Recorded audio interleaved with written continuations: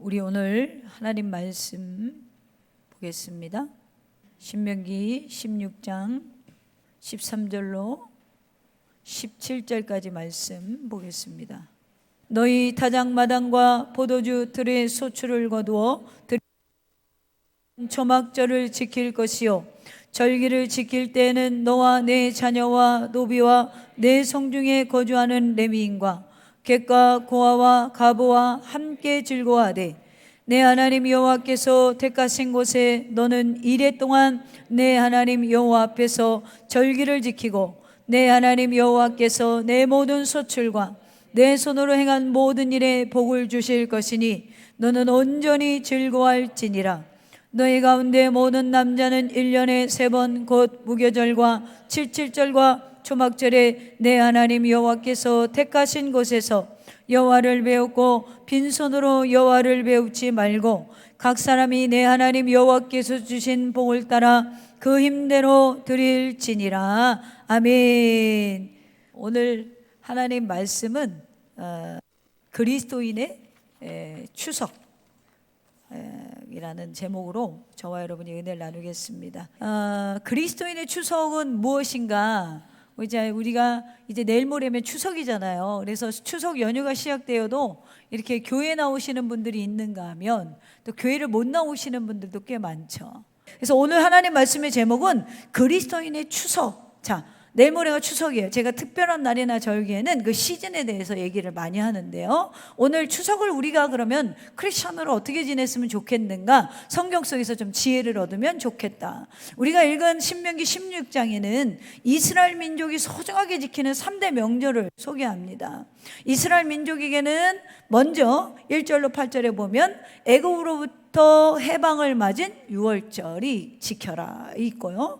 또 9절로 12절에 보면 여름 곡식을 추수하고 드리는 칠칠절 즉 맥추절을 지키라 라고 있어요. 그리고 13절로 15절에 곡식을 가을에 거두면서 드렸던 추수감사절 즉 초막절을 지켜라. 그래서 너희 가운데 16절에 보면 모든 남자는 1년에 3번. 왜 남자만 있어요? 유대인들은 사람 수를 성인 20세부터 70세 미만의 남자만 센다 그랬잖아요. 그러니까 그런 문법 상황 배경 속에서 쓴 거예요. 모든 사람을 말하는 거예요. 너희 가운데 모든 남자는 1년에 3번 곧 무교절과 유월절이죠. 칠칠절과 초막절에 내 하나님 여호와께서 택하신 곳에서 여호와를 배웁되 빈손으로 여호와를 배우지 말고 지난주에 제 설교를 들은 분들은 여호와께서 택하신 곳에서 여기 딱 들어와야 돼요. 신앙생활은 하나님 기준으로 해야 된다는 거죠. 우리 기준이 아니에요. 하나님 기준으로. 그래서 택하신 곳에서 여호와를 배웠고 빈손으로 여호와를 배우지 말라. 이 3대 절기를 지키는 의무였다라는 거예요. 우리나라도 전통적으로 명절이라고 지내는 날들이 있어요. 우리나라는 유교사상이 강해서 조상을 또 잘 섬겨야 되고 예의 발라야 되고 뭐 이런 것들이 있잖아요. 그래서 근데 명절이라고 2개를 지키는데 설은 어른들이 자녀들에게 뭘 합니까? 아랫사람에게 덕담을 하죠. 올해 잘 되라, 건강해라, 하는 일 잘 되기를 바란다 이런 덕담을 나누는데 풍성, 풍요라는 단어가 걸맞는 절기는 명절은 추석이에요. 그죠? 추석이 왜 풍성합니까? 모든 것들을 추수해서 거둬들인 시즌이기 때문에 그렇습니다. 그래서 아마 우리 추석과 아마 이 초막절이 굉장히 비슷해요. 그래서 초막절은 곡식과 과일을 추수하는 절기인데 이스라엘은 초막절이 끝나고 나면 우기가 와요. 우기가 오면 농사도 짓지 못하고 활동도 할 수 없기 때문에 수확한 것들을 저장하는 명절이 초막절이에요. 우리는 추수하고 나면 뭐가 오죠? 우리나라는 겨울이 와요. 겨울에 먹으려고 우리는 뭐예요? 저장을 해놓잖아요. 그래서 비슷한 부분이 있어요. 그래서 초막절 표현으로 수장절이라고도 하는데 이 초막절은 1년 농사가 절기가 순환되는 농사력 중에 새로운 농사력이 시작되는 절기였어요. 풍성한 수확물이 있는 풍요의 계절이면서 1년 농사의 절기를 마지막으로 보내고 또 다른 편에는 농사력이 시작되는 절기가 초막절이에요. 무슨 의미냐면 예전에 우리 할머니가 외할머니가 가면 옥수수를 제가 좋아해요. 그러니까 옥수수를 쪄서 다 주시고 몇 개는 절대 안 쪄줘. 왜 안 쪄줘요?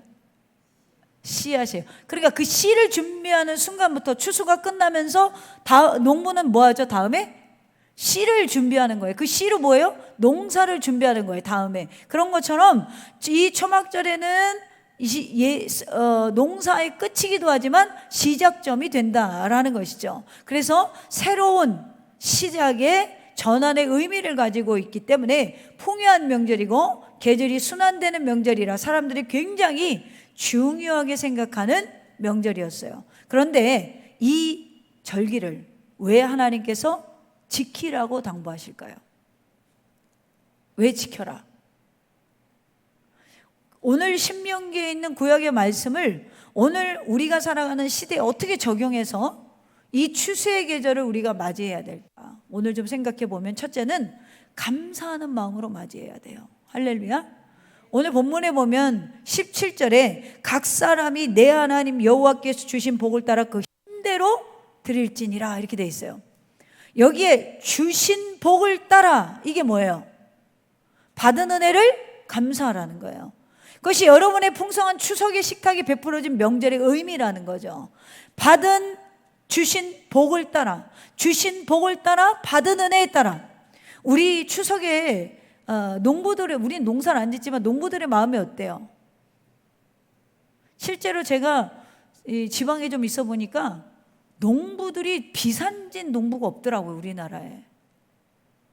농부들한테는요, 땅을 몇천 평, 5천 평인가, 1,000평인가 그 기준이 넘어가면 1%대로 대출을 해줘요, 농협에서. 대출 받고 싶으면 농사를 지으세요.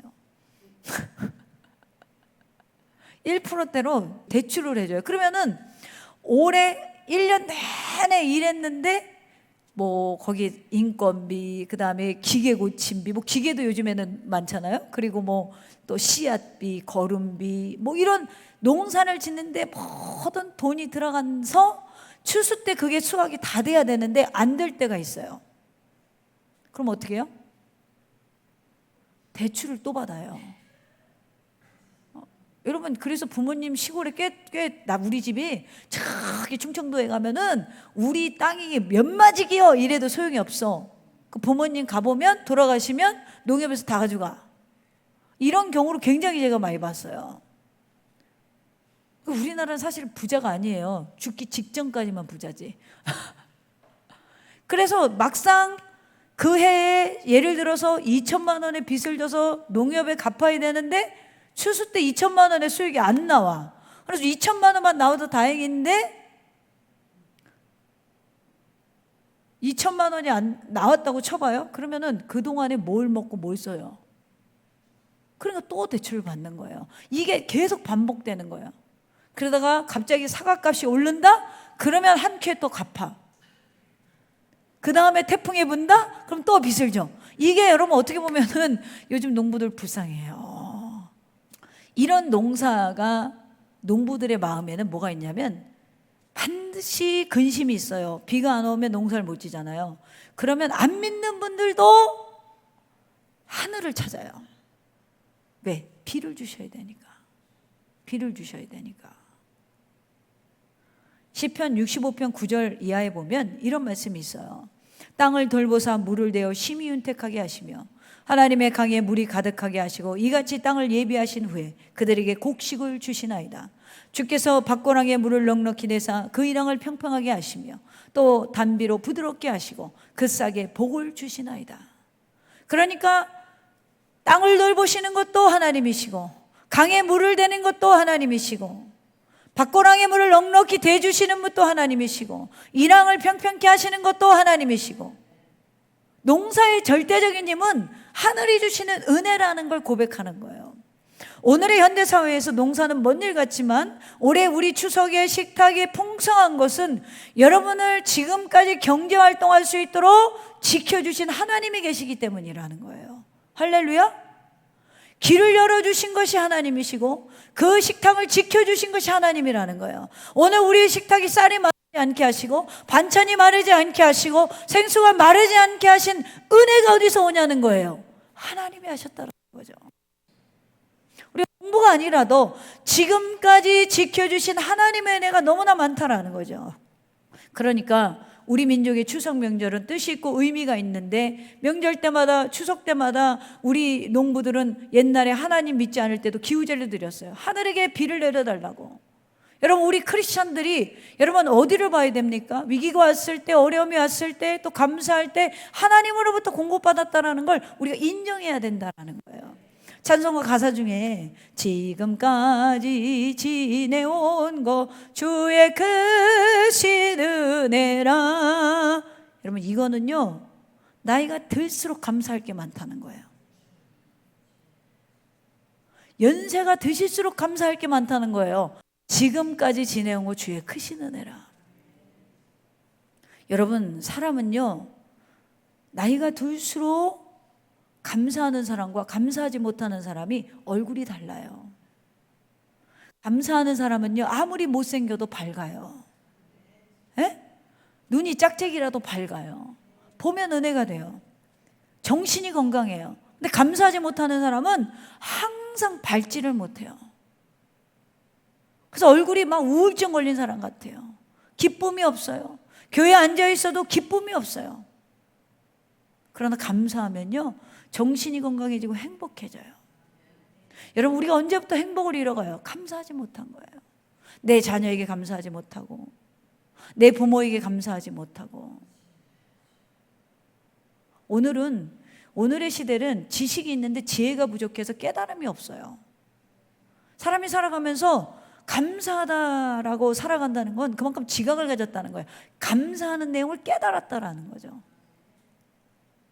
요즘 젊은이들이 직장 있는 거 감사하나요? 별로 안 하죠.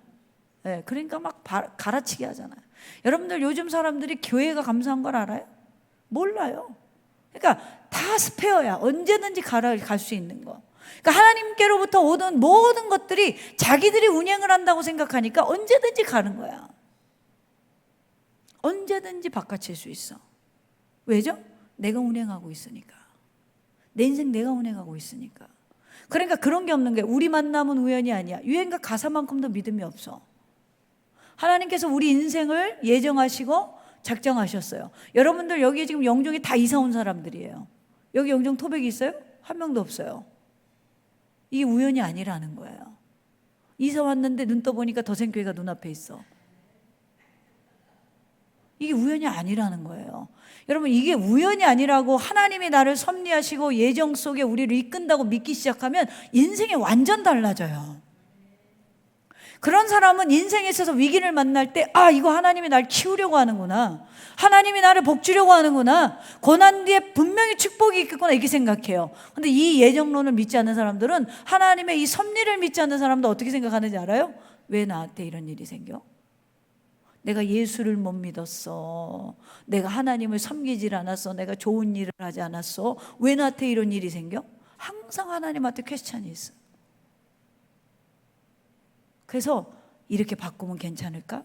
저렇게 바꾸면 괜찮을까? 오늘은요, 여러분, 우리가 감사를 회복해야 돼요. 감사를. 여러분, 아버지가 예를 들어서 없는 친구가 있는데, 아버지 있는 친구가, 아버지가 엄청 사랑하는 거야, 아들을. 근데 추석에 친구들이랑 게임하고 놀려고 그랬는데 그 집 아버지가, 우리 큰아버지네 인사 가야겠다, 할아버지네 성묘하고, 할아버지 산소에 가서 성묘하고 큰아버지 가서 이번에 밥 먹기로 했어. 그랬더니 친구랑 뭘 못해요? 게임을 못해.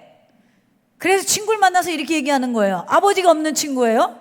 나는 추석에 놀고 싶은데, 아, 큰아버지네 가자네. 우리 아빠는 도움이 안 돼.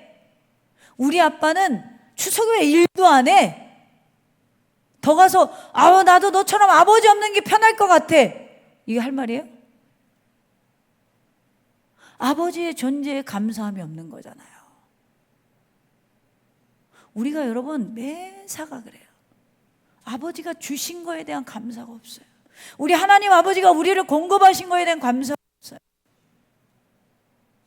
이번 추석에는 경제적으로 어려워서 추석 상다리가 부러지지 못할지라도 감사하세요.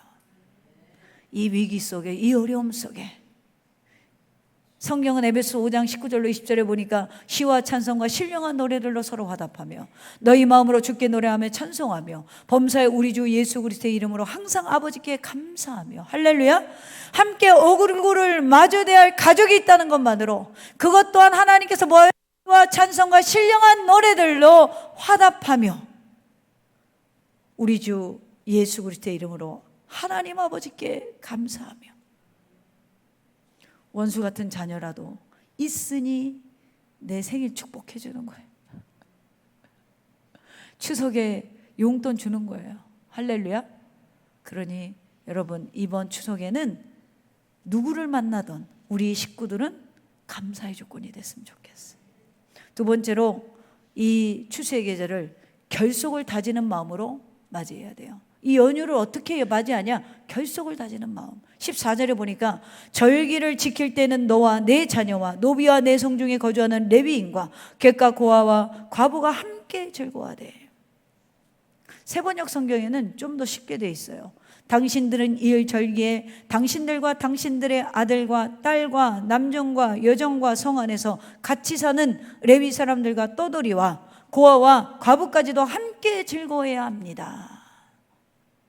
이 말은 가정의 결속을 넘어서 이웃 사랑을 실천하는 시기라는 거예요. 이 절기에는 요즘 말로 하면 성회를 여는 곳으로 시작하고 성회를 여는 곳으로 마치는 절기였어요. 여러분 초막절이 뭐냐면 쉽게 말하면 텐트 치고 7박 8일 동안 있는 거예요. 저 청라의 100평 아파트에 살든지 저 송도의 16억짜리 아파트에 살든지 저 목동의 30억짜리 아파트에 살든지 초막절에는 다 종려나무가지 같은 걸 갖고 와서 텐트를 치고 7박 8일 동안 함께 생활을 해야 됐어요. 이게 축제의 정신이에요. 이 동안에 너희가 좋은 곳에 살던 빈부의 격차를 없애고 그간에 서로를 돌봐주고 서로의 형편을 알아주고. 여러분 연휴 때나 자녀들이 집에 와서 내 부모를 알지. 제가요 저희 어머니가 그 단독주택 3층에 있잖아요. 1, 2층은 제가 올라다녀도 3층 그 방엔 잘 안 올라가요. 힘들어서 3층까지 올라가요. 근데 가끔 올라갈 때가 있어요. 언제 올라가냐면 예배를 드려야 되는데 뭔가를 체크해야 될 때, 이럴 때 이제 모시러 갔다가 올라갈 때가 있어요. 근데 제가 지금 계속 마음에 걸리는 게 뭐냐면 욕실에 세면기가 고장이 났어. 근데 그게 안 다닐 때는 몰랐어요. 내가 내 엄마 방에는 안 들어가면 몰랐다고요. 근데 내 엄마 방에 들어가서 욕실을 써보니까 뭐가 잘못됐는지 보여요, 안 보여요? 자녀들은 분명히 잘 들어야 돼요. 명절만이라도 내 부모가 사는 집을 봐야 돼. 뭐가 지금 고장이 났느냐, 뭐가 불편하느냐. 그래야 뭘 알아요? 불편한 걸 알아요. 그래야 자녀들 마음이 우리 부모가 이것 때문에 불편했겠구나. 또 부모는 마찬가지야. 돈 봉투 두께만 보지 마시고 내 새끼가 뭘 해서 이 돈을 줬는가. 올여름 좀 더웠어요? 정말 고생해서 이 용돈을 만들어 왔겠구나. 이렇게 생각하면 부모 자녀 간이 어떻게 될까요? 평화, 평화, 하나님 주신 평화. 평화. 이 더운데 얼마나 고생해서 부모 생각해서 이걸 만들어 왔을까. 그러면 여러분 10,000원짜리 하나도 감사가 생기는 거예요. 그 자녀의 고충을 알아주면 감사가 생겨요. 내 부모가 잘 있는 줄 알았는데 와보니까 불편한 게 있으시구나. 다리가 불편한데 여기 올라다니기 힘들겠구나. 다리가 아프신데 다리가 저리시다는데 그럼 발매트 하나라도, 지압 매트라도 내가 하나 사다 드려야겠다. 이 자녀가 이 마음을 가질 때 그리스도인은 결속될 수 있다라는 거죠. 우리 가정은 결속될 수 있다라는 거예요. 왜 연휴를 줬었게요? 왜 며칠을 쉬냐고요? 이 며칠 동안 뭐예요? 그동안에 못 본 가족을 보라는 거예요. 못 본 가족의 애로사항을 보는 거예요. 보면서 어떻게 해요? 그들의 마음을 살펴주고 그들의 마음을 헤아려 줄 때 너 우리는 가족이야! 이 말 안 해도 하나가 된다는 거예요. 하나가 된다는 거예요. 여러분 우리가요 참 저는 감사한 게 제가 우리 성도님들 보면 감사한 게 명절만 되면 막 먹을 걸 나눠요. 그러면서 하는 말이 왜 이런 거예요? 아직 식구가 별로 없잖아요. 식구 많으면 못해요. 그럼 전 속으로 그래요. 식구 많아도 나눌 수 있도록 재정의 복을 주시옵소서. 그렇게 속으로 기도를 해주지. 왜냐하면 그 너무나 고마운 마음이잖아요. 김조가리 하나라도 너무나 고마운 마음이란 말이에요.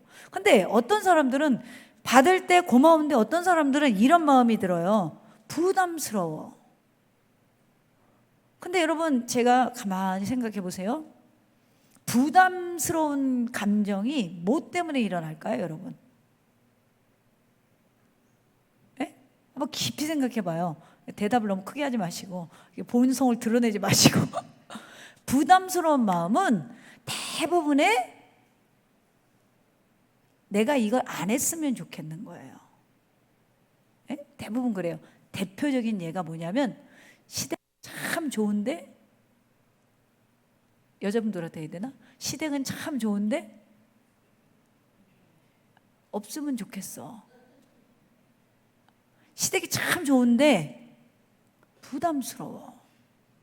왜 부담스러워요? 명절에 안 갔으면 좋겠어.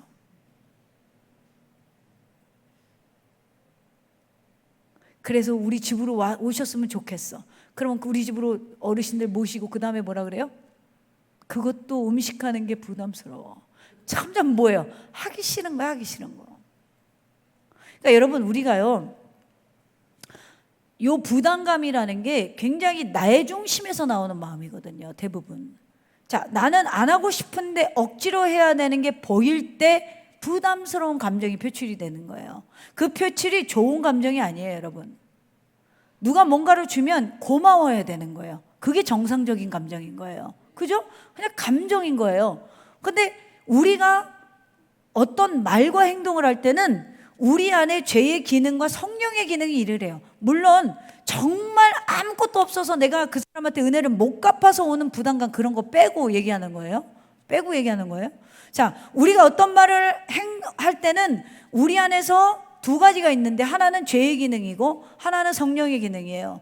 우리 속에는 뭐가 있냐면 로마서 7장 19절 이하에 보면 바울이 이렇게 말해요. 내가 원하는 바 선은 행하지 아니하고. 바울이 뭘 원한다고요? 선을 원한대요. 근데 내가 선을 행하지 아니하고 도리어 원치 아니하는 바, 나는 이걸 원치 않는데 악을 행하는도다. 로마서 7장에 보면 그런 내용이 있어요. 내가 딴 얘기하는 게 아니고, 만일 내가 원하지 아니하는 그것을 하면 이를 행하는 자는 내가 아니요 내 속에 거하는 죄니라. 바울이 발견한 거예요. 자, 내가 선을 행하고 싶은데 내가 악을 행한대요. 근데 나는 원래 선을 원하는데, 하나님의 자녀니까 나는 원래 선을 행하는데 내가 원하지 않는 걸 낼 때는 내가 아니다 그래요, 바울이. 그리고 그 속에 거하는 죄니라.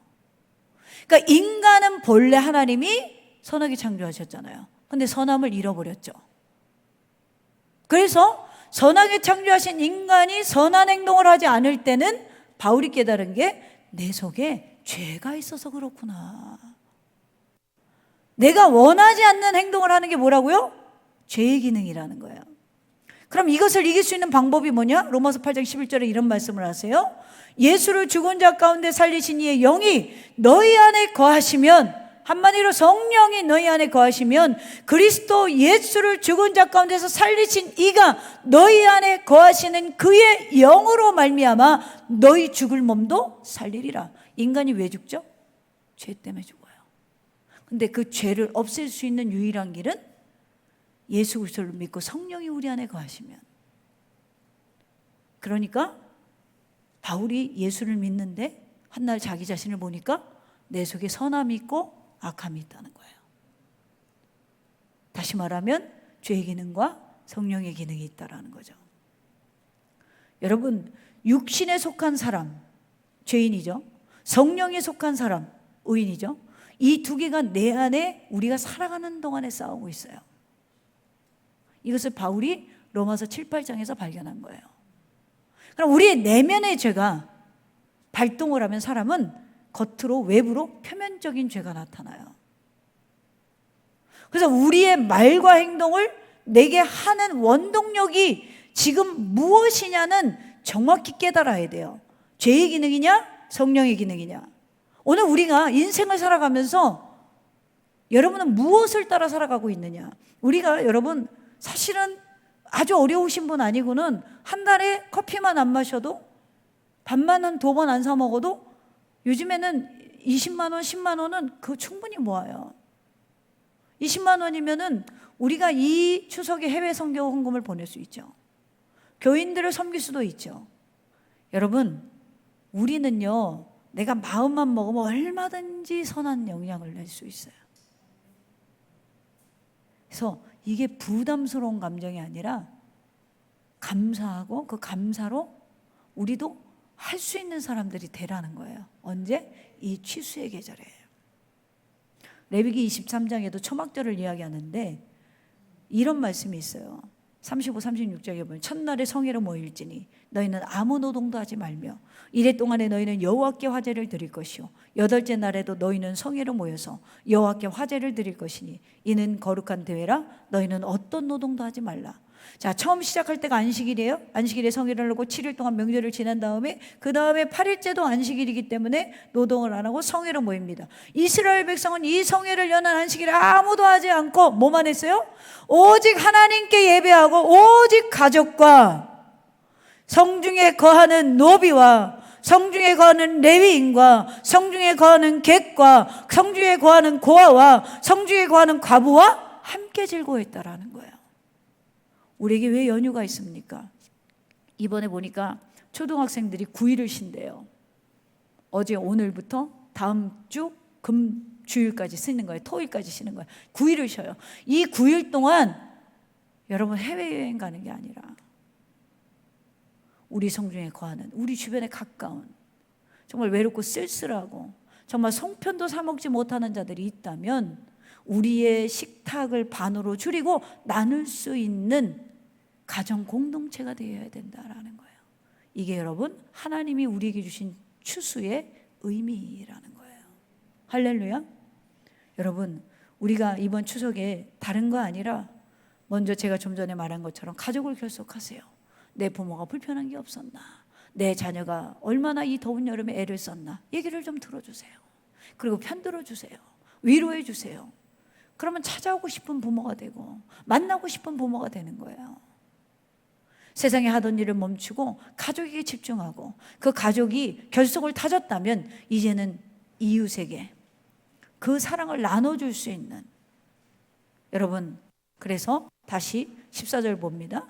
자녀와 노비와 레위인과 객과 고아와 과부가 함께 즐거워하되. 오늘 우리 더샘교회 지체들의 가정의 추석은 모두가 함께 즐거워하는 추석이 되기를 주님의 이름으로 축원합니다. 그래서 정말 마지막으로 우리가 추석은 어떻게 지내야 되냐? 결산하는 마음.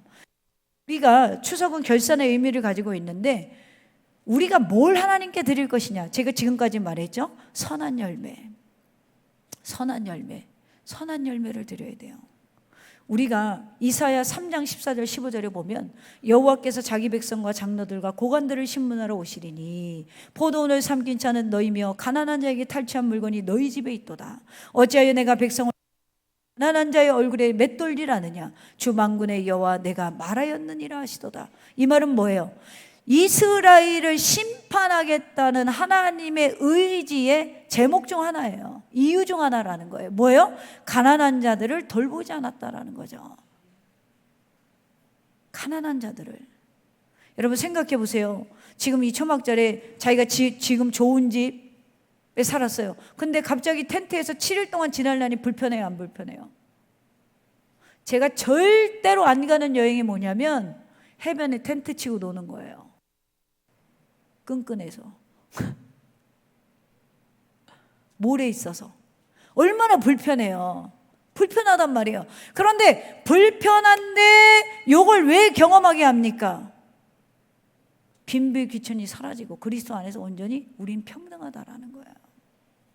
큰 집을 짓고 부유하게 살는 사람도 7일 동안은 오두막을 짓고 살고 어려운 가정인 사람도 7일 동안은 오두막집을 살아가면서 계급과 소유의 격차가 일시적으로 정지되고 이스라엘 사람이라면 모두 하나님 앞에서 같은 하나님의 백성이라는 걸 확인하고 그들의 가족을 넘어서 이웃의 사랑을 알아주는 것. 그래서 우리 가정에 선한 열매가 맺혀지는 것. 과연 이 추석에 탐스러운 사과, 탐스러운 배만이 우리의 열매가 아니라 우리가 손을 펴서 얼마나 구제했는가, 우리가 손을 펴서 얼마나 이웃을 사랑했는가, 이 열매를 결산할 수 있기를 간절히 소망합니다. 이웃을 사랑하는 가장 첫 번째는 뭐예요? 그들을 주께로 인도하는 거잖아요. 가장 좋은 길을 우리가 알고 있잖아요. 주께로 인도하는 것. 그리고 두 번째는 뭐예요? 그들의 필요를 채워주는 거예요. 그래서 우리가 누군가를 선한 것을 할 때 가장 잊지 말아야 되는 건, 그들에게 가장 필요한 건 천국이라는 거죠. 영생이라는 거예요. 그걸 잊지 않고 선한 결실을 주님 앞에 내릴 수 있는. 그래서 정말 이번 2024년 추석 명절은 그리스도인으로서의 감사, 그리스도인으로서의 결속, 그리스도인으로서의 결산을 드릴 수 있는 저와 여러분 되기를 주님의 이름으로 축원합니다.